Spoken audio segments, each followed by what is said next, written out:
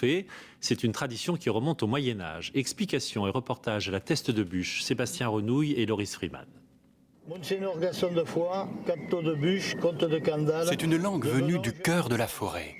Viscomte de Castillon, de Lomaigne. C'est la voix des seigneurs gascons qui concèdent aux habitants de la région de la Teste de Bûche le droit d'utiliser le bois en 1468. La forêt usagère est née. Claude Daniel et André vont y abattre un arbre pour se chauffer. On va couper celui-là. Pour bénéficier de ce droit d'usage, il faut être installé sur la commune depuis plus de 10 ans. Le bois abattu est aussi une manière d'entretenir cette forêt depuis le XVe siècle.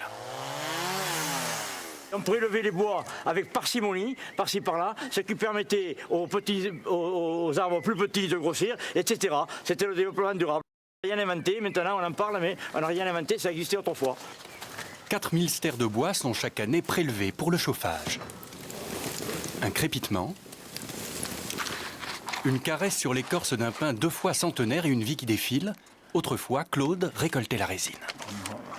Quand je vois le nombre de saignées qu'il y a autour de cet arbre-là, ce qu'on appelait l'écart, je m'imagine combien de générations ont pu travailler autour de cet arbre, quoi, et il est toujours là.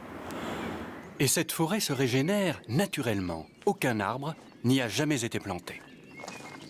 C'est la jungle, c'est un musée naturel vivant. Vous avez les Quercus pedunculata, les chênes pédonculés. Vous avez les pins maritimes, Pinus pinaster. Vous avez les aubépines, vous avez... Des lierres et des fougères mesurant jusqu'à 8 mètres.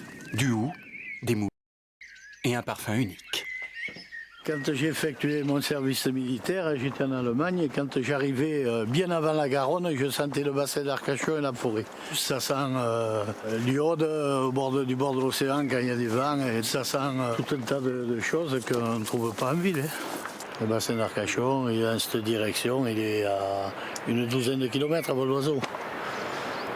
C'est pas beau? Regardez. Au pied de la dune du Pilat, enracinée dans le sable sur près de 3800 hectares, la forêt usagère est parfois menacée par des propriétaires qui aimeraient en annexer les fruits. Mais elle est sauvage et demeure indomptée.